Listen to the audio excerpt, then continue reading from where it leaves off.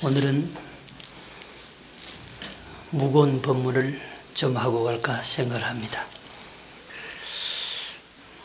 오늘은 자환향, 처음 들어보는 얘기인데 우리말로 바꾸면 고향으로 돌아가라 라고 하는 것입니다.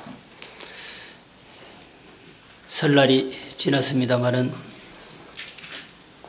고향 가기도 쉽지 않은 그런 시절이 되어버렸습니다. 제가 오늘 말씀드리고 싶은 이 고향이라고 하는 것은 여러분들이 태어난 그런 고향이 아니라 태어나기 이전의 고향을 말하는 것입니다. 또한 죽어도 그 고향은 그대로 있고 죽어서 또 다시 태어난다 하더라도 그 고향은 변함이 없이 여전히 그렇게 존재하는 것입니다. 바로 태어나기 이전에 본래 고향, 그 고향으로 돌아가야 된다고 하는 것입니다. 그 고향에는 시비 갈등 번민이 없습니다. 잘 살고 못 사는 것도 없습니다.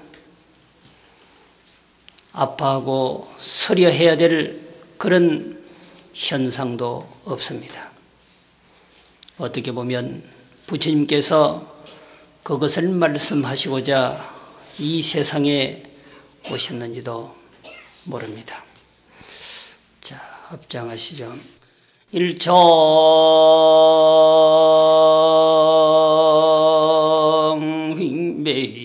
본심하하염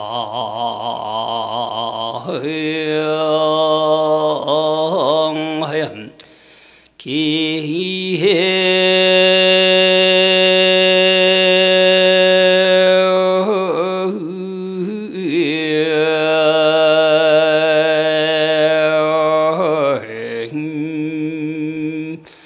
삼도 역사세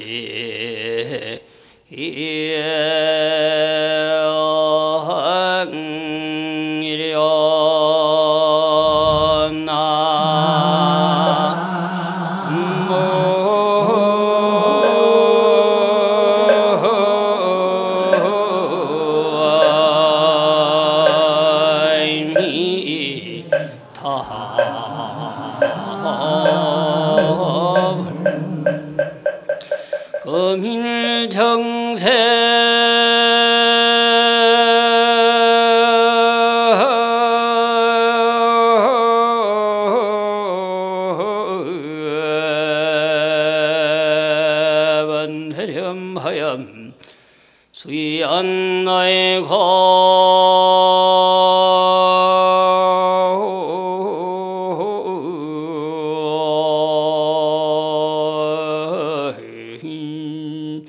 자환향 이응할지라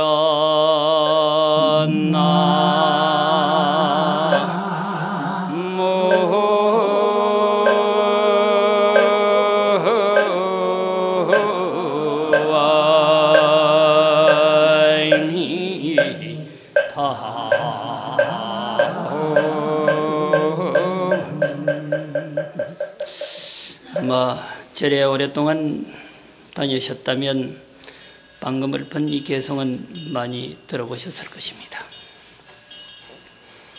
우리가 돌아가신 선망부모를 위해서 천도제나 49제를 지낼 때 스님께서 꼭 이 개성을 읊으십니다. 원어로 하시면 여러분들이 잘 알아들을 수는 없지만 이 내용에 참으로 거룩한 말씀이고 시사하는 바가 매우 크다 할 것입니다. 왜 고향으로 돌아가지 못하는가라고 하는 것을 그대로 보여주는 개성입니다. 일종위배 본시망하여 기입삼도 역사생각. 한번 우리 본래의 고향을 던져버림으로 해서 대체 그 얼마나 삼도의 고통과 사생의 쓰라림 속에 살아가고 있는가라고 하는 것입니다. 한 번 발을 잘못 디뎌서 참길 비랑에 떨어져서 생명을 잃어버리는 것, 엄청난 일이지 않겠습니까? 그와 마찬가지로 한 번 내 본래의 마음을 던져버리고서 지옥아기 축생에 지금도 헤매인다라고 생각해보란 말이죠. 굳이 죽어서 지옥으로 가고 아귀로 가고 축생으로 가는 그런 것이 아니라 이 순간 내 삶이 지옥의 삶이고 아귀의 삶이고 축생의 삶이라고 생각해보란 말이죠. 얼마나 싸늘하고 서린 순간이겠습니까? 한 번 이 본래의 마음을 던져버린 상황에서 엄청난 그런 사건이 벌어지는 것이죠. 우리가 태어나는 갈래는 태란 서파입니다. 태로서 태어나는 사람도 있고 알로서 태어나는 존재도 있고 섭기로서 태어나는 존재도 있고 변화해서 태어나는 존재도 있습니다. 어떤 동물이든 파충류든 태어나면 그 네 가지 갈래를 벗어날 수가 없어요.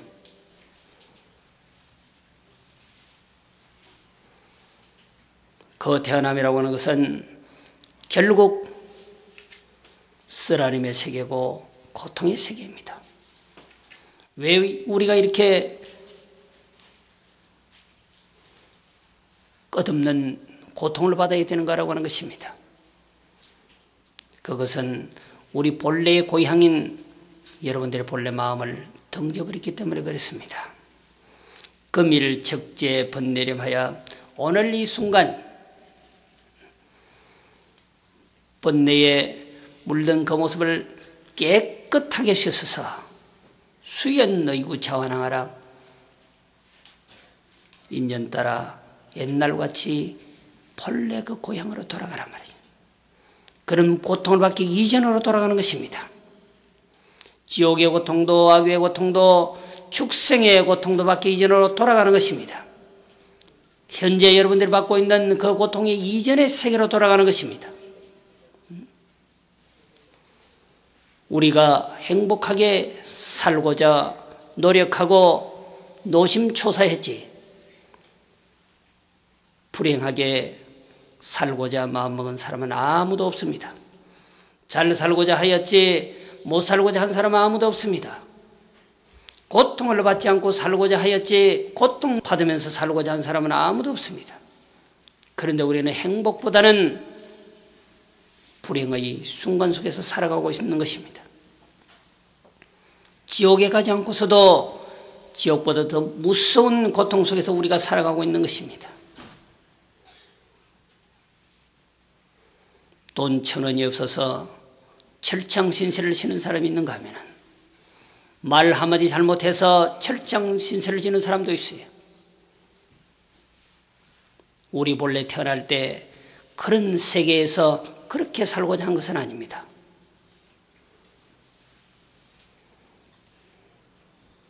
천하의 모든 문제는 내가 나를 덩접기 때문에 오는 것입니다. 우리는 대체 우리 본래의 모습을 던지고 살아온 이가 도대체 그 얼마냐 말이죠. 진짜 나를 버리고 가짜 나를 진짜라고 착각하고 살아온 지가 얼마냐 말이죠. 조그마한 이익에 생명을 걸고 조그마한 살림살이에 생명을 걸고 살아왔습니다. 정말로 그렇게 살고자 한 것은 아닌데 천하의 신통명이 있다 하더라도 우리가 우리의 본래 모습을 알지 못한다고 한다면 아무런 소용이 없는 것입니다. 물을 바꿔서 불을 만들고 하늘을 바꿔서 땅을 만드는 능력이 있다 하더라도 나를 알지 못한다고 한다면 아무런 의미가 없는 것입니다.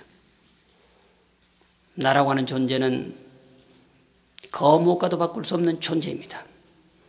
이 지구상에서 가장 거룩하고 성스러운 존재가 나입니다.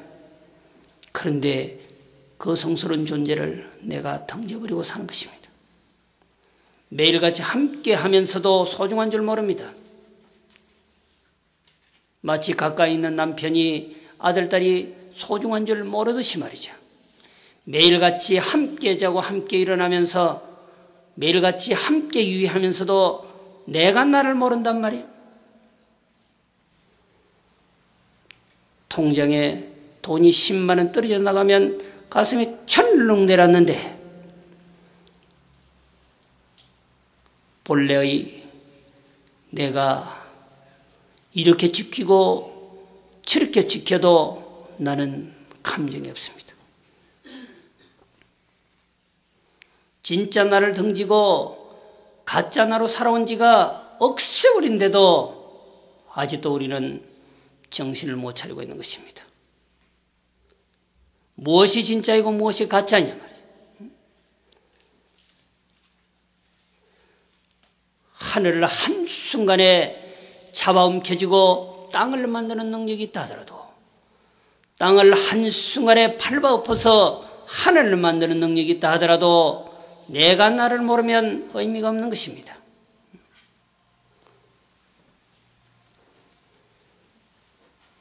한순간에 뛰어올라서 허공에 거대한 오아시스를 건설한다 하더라도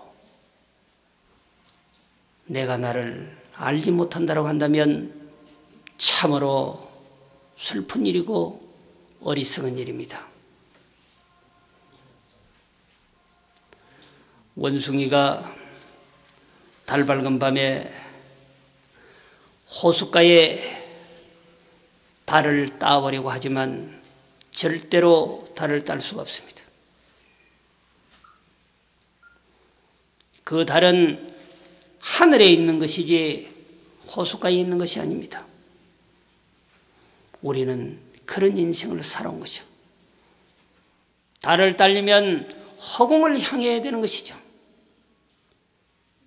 호숫가에 보여지는 그 달은 그림자에 불과한 것이라 여러분들의 모습이라고 하는 것은 그림자에 불과한 것입니다. 여러분들의 모습의 배후에는 진짜 여러분들의 참모습이 있단 말이죠. 늙지도 않고 죽지도 않는 어머님 뱃속으로부터 나오기 이전부터 존재했던 진실한 여러분들이 있습니다. 그런데 그 진짜 여러분의 참모습을 배신해버렸습니다. 가짜 내가 진짜 나를 배신해버렸단 말이에요. 본래의 고향을 던져버렸단 말이에요. 본래 고향은 다른 곳이 아니라 진짜 여러분들의 마음입니다.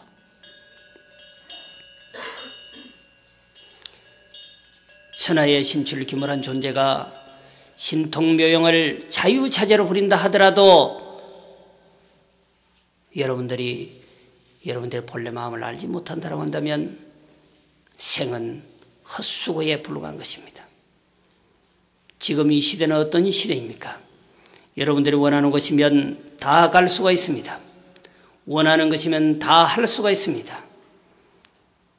가고 싶으면 가고 오고 싶으면 오고 비행기로 가고 싶으면 비행기로 가고 KTX로 가고 싶으면 KTX로 가고 자가용으로 가고 싶으면 자가용으로 가는 것입니다.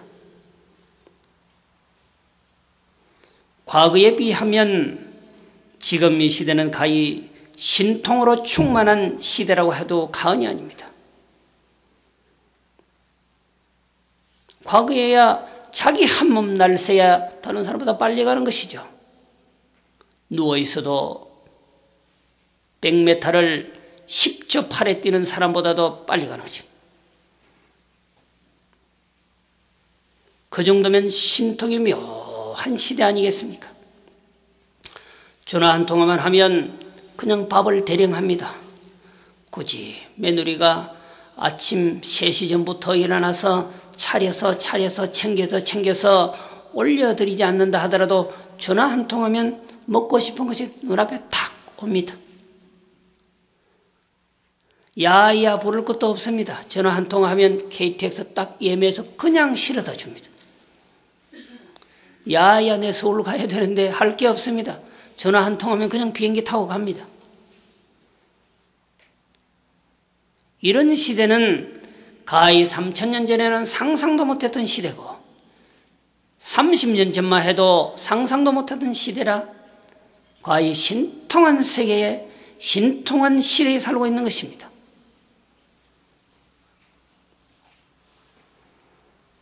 그러나 이런 신통묘용의 모습이 여러분들의 본래 마음을 나는 데는 아무런 도움을 주지 못하는 것입니다. 오직 가짜 내가 진짜 나를 던져버렸는데 그 진짜 나를 알 수 있는 길은 그런 신통묘용도 아니고 부처님의 진리를 사다리로 해야만이 가능한 것이라고 하는 것이죠. 부처님의 진리를 근간으로 해서 세상 그 어디에도 물들지 않고 오롯한 마음으로 향해 간다고 한다면 값으로 따질 수 없는 여러분들의 본래 고향 그 마음의 세계로 돌아갈 수가 있는 것입니다. 제가 서봉사 오면 항상 가슴에 새겨지는 것 하나가 있어요. 이 의미는 좋은 의미일 수도 있고 역으로는 약간 부정적인 의미일 수도 있습니다. 대체로 서봉사는 연세가 많으신 분들이 옵니다. 그러면 이 순간 무엇을 시사해야 될 것인가? 이 공간에 오는 순간 저는 이런 신도님들에게 어떤 모습을 시사해야 될 것인가? 라고 하는 고민을 함께 가지고 오는 것입니다. 어떻게 보면 제가 말을 하지 않아도 인생에 대해서 너무나 잘 알 수 있을 것이고 그런데 또 반대로 생각하면 이렇게 살아오고서도 진실로 나의 참된 모습이 뭔지 한 번쯤은 반조해봐야 되는데 반조하고 있는지 그게 항상 가슴에 남는 것입니다. 청조한 시절에야 팔도 말을 잘 듣고 다리도 말을 잘 듣고 머리도 팽팽 돌아가던 그 시절이야 무엇이 겁이 나겠습니까? 돈이 없어도 겁이 나지 않습니다. 집이 없어도 겁이 나지 않습니다. 취직을 못해도 겁이 나지 않습니다.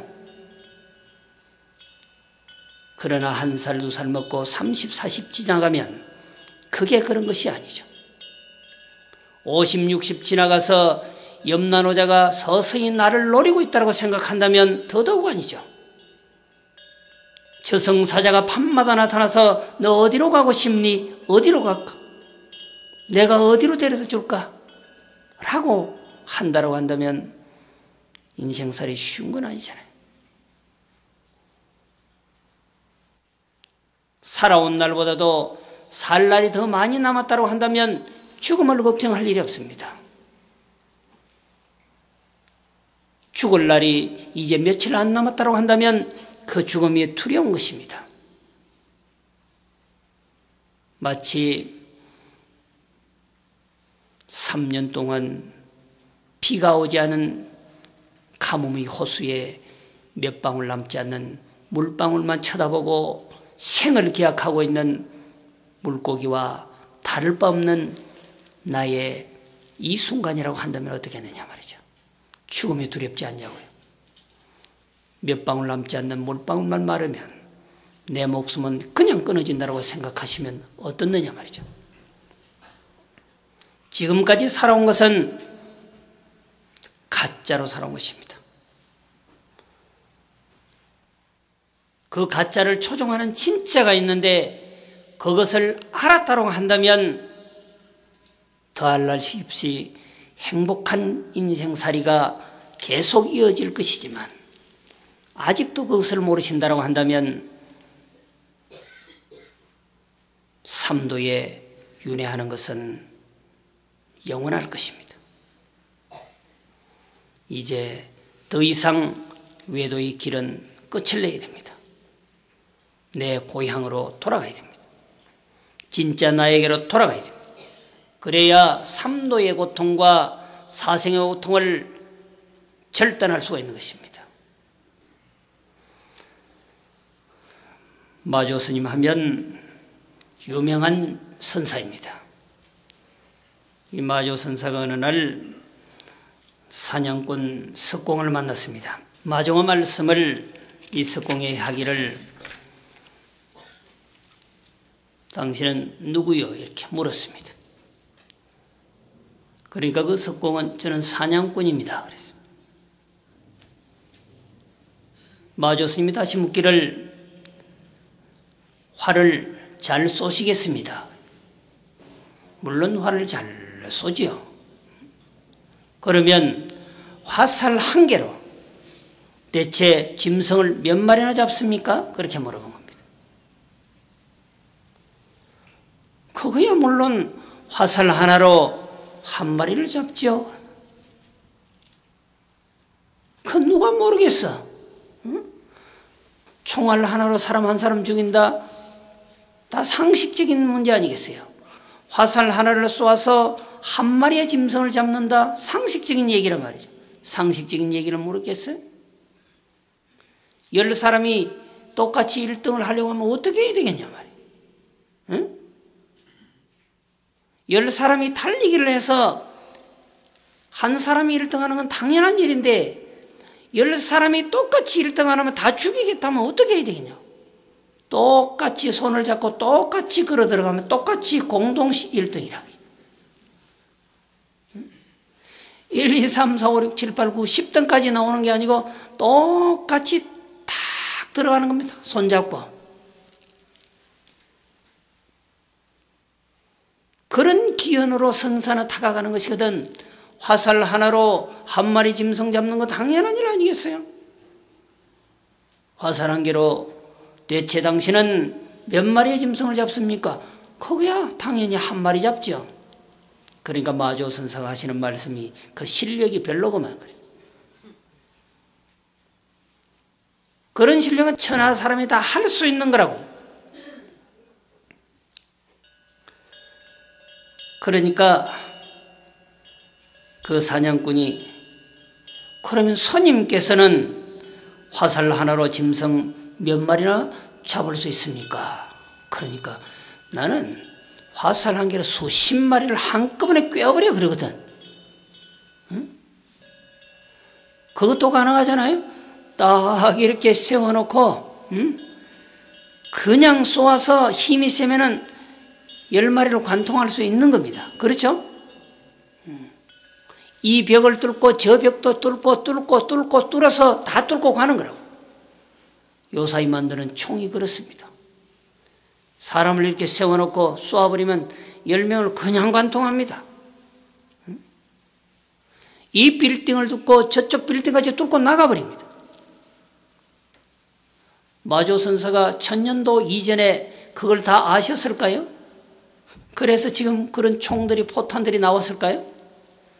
나는 화살 한 개로 짐승 한 마리 잡는 것이 아니라 화살 하나로 수십 마리를 한꺼번에 잡아버리지 그런다. 말이 안 되잖아요. 그 당시 1000년도 전에 이 얘기는 말이 안 되는 거예요. 그러니까 이 사냥꾼이 하시는 말씀이 아니 스님도 살생을 하십니까? 그렇단 말이야. 영엉뚱한 소리잖아. 여기에 묘가 있단 말이야. 그 말을 기가 막히게 한 겁니다. 이 사냥꾼이 그 말을 절묘하게 마조 선사에게 딱 던진 거예요. 화살 한 개로 수십 마리를 한꺼번에 쏘아서 죽여버린다 그러니까 아니 스님도 살생을 하십니까? 그게 다 걸린 거예요. 그러니까 마조선사가 잠깐 있다가 그렇게도 잘나는 당신은 왜 당신을 쏘지 않소?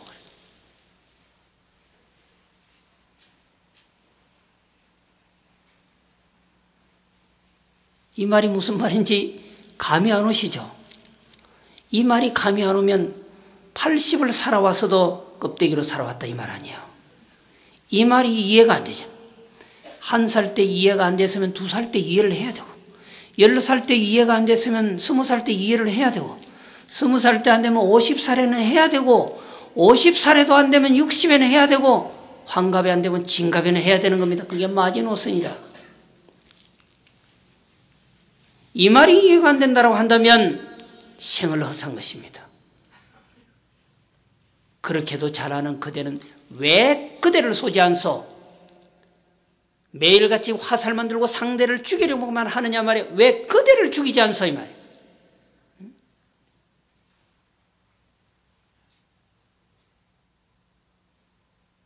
상대만 죽이려 하지 왜 그대를 죽이려 하지 않느냐 말이야.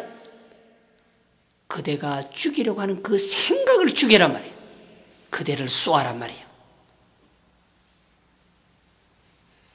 반목하고 갈등하는 그대의 허망한 마음을 쏴서 죽여버려요. 시기하고 질투하는 그대의 스스로의 마음을 쏴서 죽여버리란 말이에요. 시시각각으로 변화하고 아직도 정신 못 차리는 그대의 마음을 쏘아서 죽여버려라. 왜 그대를 쏘지 않느냐 말이에요.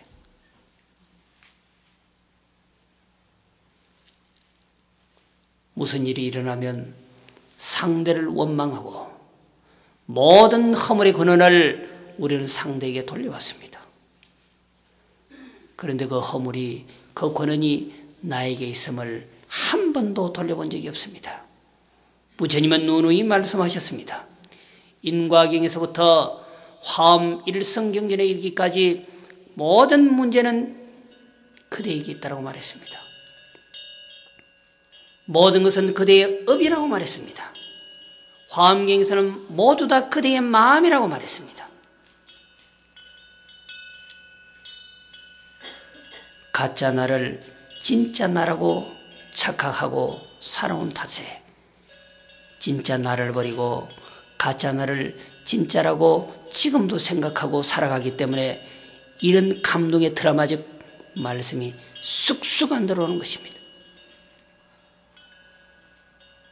그렇게도 잘하는 그대는 어찌하여 상대만 쏘아 죽이려 하지 그대의 물든 마음, 시기하는 마음, 갈등하는 마음, 시시각각 변천하는 그 마음을 쏘아서 죽이지 않느냐 그랬단 말이죠. 그 중생의 마음을 왜 쏘아서 죽이지 않느냐 말이에요. 시비하고 갈등하고 번민하는 그 마음은 중생의 마음이라 중생의 마음을 쏘아서 죽여버려야 본래의 고향으로 돌아갈 거 아니냐 말이죠.